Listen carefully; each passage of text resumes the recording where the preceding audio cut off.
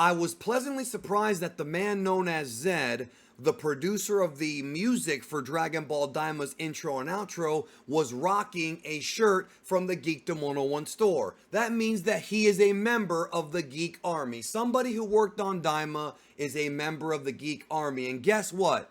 You can get this too. Right now, back in the Geekdom 101 store, the vintage Dragon Ball Super Mario Bros. 3 Fusion merch. You can get shirts, hoodies, different types of styles. You can get an art piece, and it ships anywhere in the world, almost anywhere, in various colors and sizes. Only available for a limited time. Do not wait. Get yours today. The link will be down below. Dragon Ball Daima Episode 1 has premiered, and man, people are hyped over just the gorgeous art and animation in this episode. Like we've been talking about for almost a year, they're putting their blood, sweat, and tears, not literally, but a lot of work into this show, and it just makes you wonder and leave you scratching your head like, man, what if Dragon Ball Super looked like this? So we'll talk about that some other time. Today I want to discuss the top Easter eggs and curiosities coming out of Dragon Ball Daima Episode 1 because the story has just begun. Next episode, Episode 2, is going to be all about introducing Glorio, and as we've talked about on previous videos here on the channel, the Demon Realm is not all just evil beings, even though it may sound like it, and certainly the hierarchy of the throne might not be good guys. There's definitely good people there, and there's different factions all throughout the Demon Realm. So I want to discuss some of these Easter eggs here, besides just the fact that Glorio is clearly not on the same side as Goma, and you could tell that Dr. Arinsu has some secret schemes up her sleeve because, as we reported back in July, they are not really too happy with Goma, and they kind of want the throne for themselves, but that's probably going to be fleshed out later on. So in Episode 1, we had this awesome little opening movie that showed events of Dragon Ball and Dragon Ball Z, but notice that they purposely, like with Dragon Ball Super Superhero, they used the colors of the original manga. I don't know if you guys know this, but the full color manga that came out and the Dragon Ball and Dragon Ball Z anime have slightly different colors. It's not too different, it's not radically different, but little things like Majin Buu's tongue and the Supreme Kai's outfits are a bit different in the manga, so they're trying to keep it a lot closer to Toriyama's vision. There were a lot of new revelations in this episode that some of us knew, like those of you who have been covering or watching Dragon Ball for many years, like I have, and many of you hardcore fans, as well as some new details. So the Namekians originally being from the Demon Realm is something that was heavily teased in the past, although we didn't know for certain, but it appears like the Namekians originated in that realm and later migrated to the realm of the mortals, the regular earthly realm. Also, one of the things that was newly revealed in Dragon Ball Daima is that people with pointy ears are demons, and those who have rounded ears are not. So that would mean that the Saiyans and other races on the planet or on the universe, in the universe, are not demonic. However, there are other characters, for example, some introduced later in Dragon Ball Super, that do have some pointy ears. Like, for example, remember the Heaters? They have pointy ears, and they also have that same blue color like Glorio. So it's safe to say that maybe their ancestors were originally in the Demon Realm, and there's lots more examples. Moro himself also has kind of pointy ears. There's a few, but that is new information, not something we knew prior to Dragon Ball Daima Episode 1. The episode also revealed that Degasu and Dr. Arinsu are siblings of the Universe 7 Supreme Kai Shin. That should not surprise you because if you know about the lore of the Shinjin, which we covered in our recent omnibus about the demons, you know that all of these Shinjin creatures are born from the tree, the Kaiju tree, and then the ones born with golden fruit become the Supreme Kai, and those born with rotten fruit become demons. So in a way, they're all brother and sister. So that all sort of makes sense. They weren't directly referred to as Makaio Shin, but there was a lot of the word Makai, which is demon, being thrown around in this episode, as well as the word Majin. The word Majin is, many might think, just about Majin Buu and people like that, but no, you don't have to be a creature like Majin Buu to be a Majin. Any member of the demon realm, or any demon can be referred to as a Majin, because Majin literally translates to demon person. We also found out that Dabura's father is named Abura. I'm not going to go into spoilers, but I know there's more on the whole Dabura story later on in Dragon Ball Daima, so stay tuned. Again, there's a lot of information that I have not given out. There's a lot that I don't know. There's a ton that I do not know, obviously. Nobody knows everything, but there's a lot that I do know, and we can expect to see more about this character and more of the backstory there. But we find out about this magical artifact called the Third Eye, which... that's something that caught me by surprise because I had never heard of that before, but apparently it's some kind of artifact passed down from the great demon kings. Therefore, of course, Goma thinks that he is the next in line to get it. Of course, some other people may think otherwise, but that will, of course, be an interesting plot to look out for in Dragon Ball Daima. We were introduced to Neva, whom I originally was told was named Neba, but that's pretty much the same thing because B's and V's are the same in Japanese, so that's why sometimes you'll hear him pronounce Vegeta's name as Vegeta, because to them, V's and G's sound the same. So it's not that big of a difference, but he appears to be an ancient Namekian who stayed in the demon realm when the other Namekians left. He was as much surprised to see Dende as Dende was surprised to see him, but we find out that there are 3 guardians known as the Tamagami. Now, if you look at the word Tamagami, it literally translates to ball god. That's what it means, ball god or sphere god. Now, this does not mean that they're actually God. That has not been revealed yet. We don't know if they're really gods. They appear to be just sort of sentient mechanical beings like the Transformers, but you could safely say that they're just ball guardians. And actually, a lot of the censorship from the Dragon Ball Z and Dragon Ball English dubs is going to make a lot of people confused because when Piccolo referred to himself as King Piccolo, he was actually Demon King Piccolo. So this ties all the way back into Dragon Ball. Clearly, when Kami, or well, the nameless Namekian, expelled the evil out of his body, that evil manifested itself as Piccolo Daima, which is Demon King Piccolo. And this creature clearly either knew that he was from the demon realm or suspected he had connections to demons. That's why his clan is known as the Mazoku. And I've got a video coming up exclusively about them that I'll drop when I'm able to. The next big Easter egg that I want to go into was this whole, I guess, confusion about the Supreme Kai and Kibito. Now, I may do a whole separate video about this unfusion, but it seems to contradict Dragon Ball Super. Now, one thing that we have to make clear is that in the original Dragon Ball manga and Dragon Ball Z, when Vegito defused, Goku thought it was because of some kind of strange air inside of Majin Buu, some strange atmosphere. This episode sort of confirms that it was Majin Buu's magic that is able to unfuse Potara fusions. However, in Dragon Ball Super, we were told that the Potara fusion, when mortals do it, is 1 hour time limit, and the Potara fusion, when gods do it, is permanent. So in order for the Supreme Kai and Kibito to unfuse, they had to use Buu. That part makes perfect sense. There's nothing illogical about that.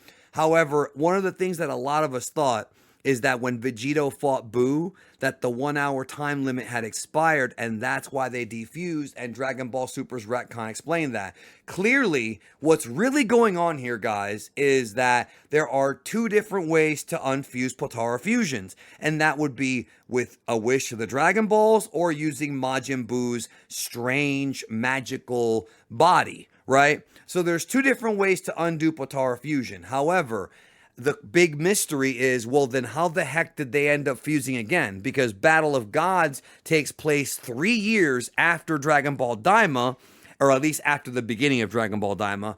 And yeah, what's going to happen? At some point, they're going to have to fuse again. Now, I'm not sure how it happens. If it's a comedy gag, I don't know. But all of that, I think, will be explained later in Dragon Ball Daima. So I wouldn't overthink that. Don't overthink that, because I assume that they've got that in lock. The only other thing it could be is that the whole Supreme Kai's unfusing idea was actually a Toei animation idea that they put for the Super anime that Toriyama did not know about. There were a lot of liberties that Toei took with the Dragon Ball Super anime. For example, even having Vegito Blue there was not Toriyama's idea. That was Toei's idea that Toyotaro adopted into the manga. You guys have to understand that with Dragon Ball Super, Toriyama was not micromanaging scripts like he was with Daima. So it could be that Toei Animation just assumed without even asking the creator. That's something else we have to keep in mind here when it comes to Daima, is that this show is pure Toriyama. In fact, the scene where Goma makes fun of Neva's body odor or whatever, his BO, that's Toriyama humor 101 right there. I mean, remember, this guy started as a comedy writer first and then sort of stumbled into being an action writer. So that all kind of makes sense. Now, we also hear the comment from Goku about how Saiyans don't really get growth spurts until they're mid-teens, which that's something we all kind of knew because, well, we witnessed Goku himself not growing too tall too fast in Dragon Ball, as well as Goten and Trunks. Now, there's some weird stuff here when it comes to like future Trunks and his growth spurt, but I may save that for a separate video because there is more to that. It was also confirmed that the Demon Realm is composed of 3 separate realms. We see this in all the trailers, how there's sort of a green realm, there's like the pink realm, and then there's the dark red realm, which is where the big castle is. So all of that is stuff that we all suspected but has now been confirmed. When Toriyama first showed us the designs of Universe 7 and showed us that, you know, the universe was a large orb with the Demon Realm at the bottom of it, this is way back in the guidebooks. This is before Super was even made. The Demon Realm was at the bottom of the sphere, the Maikai. I covered this in that omnibus.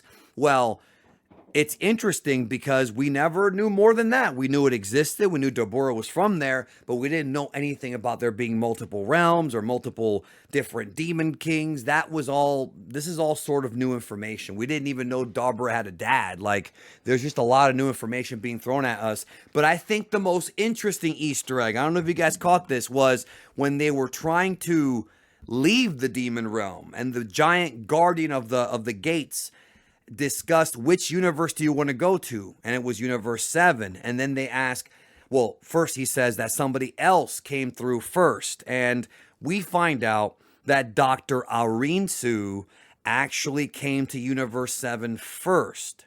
Now at least the top realm of Universe 7. Now that's very interesting because that is kind of a big plot point that was not in any way teased anywhere else. Now, what that means to me is that Dr. Arinsu, once again, as we've been talking about, has her own plan, her own scheme. Clearly, she wants something herself. Clearly, that's what she wants. And I believe, my theory is that I think Dr. Arinsu was actually watching the Majin Buu saga in real time. I think she was there. I think she witnessed everything. And I think she knew about all of these things before everybody else in the demon realm did. That's my theory. And I think if you look at one of the leak videos I did about one of the upcoming characters that she creates, I think that would explain a lot if she's been on Earth already in the past, spying on everybody, sort of like the spy robot did in the Android saga. Same idea. Now, one more thing about the Dragon Balls. It's implied there's only 3 of them in the demon realm. Neva created the 3 demonic Dragon Balls because he has the power to do so. And there's 3 of them in the demon realm. This is not anything new. Obviously, in Dragon Ball and Z, there have always been 7. Even GT's Black Star Balls, there were 7. And even in the Dark Dragon Balls of Heroes, there was 7. But lately, well, not too lately, but a couple years ago, when the Granola arc was going on, we found out the Cerulean Dragon Balls only had 2 balls. Yes, 2 balls. I know, the joke it's there. But you get the point. So that means that even though some sets of Dragon Balls have 7, some only have 2 or 3. So the demonic Dragon Balls appear to only have 3.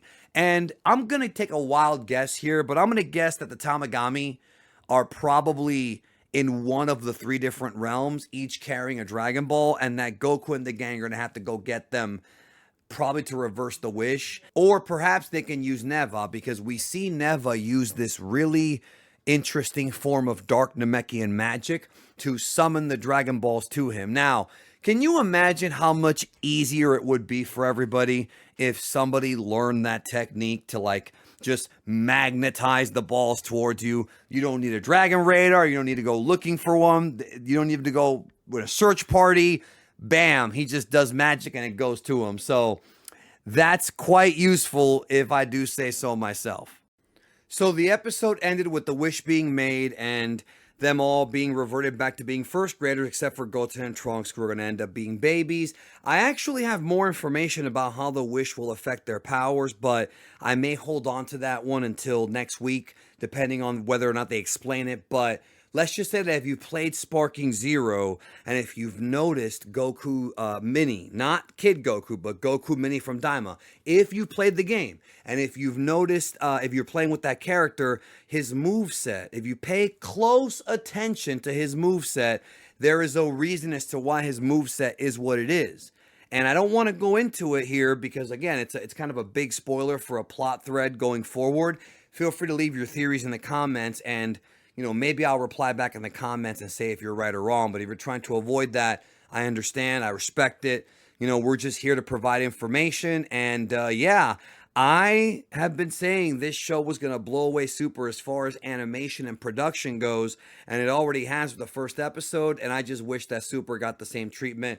Maybe later on down the road, when they adapt, if and when they adapt Moro and Granola, we'll get this type of animation, because Ultra Ego Vegeta and the battle with Moro and God Planet Eater Moro and everybody else with this type of art would be just splendid. Thanks for watching. Catch you in the next one.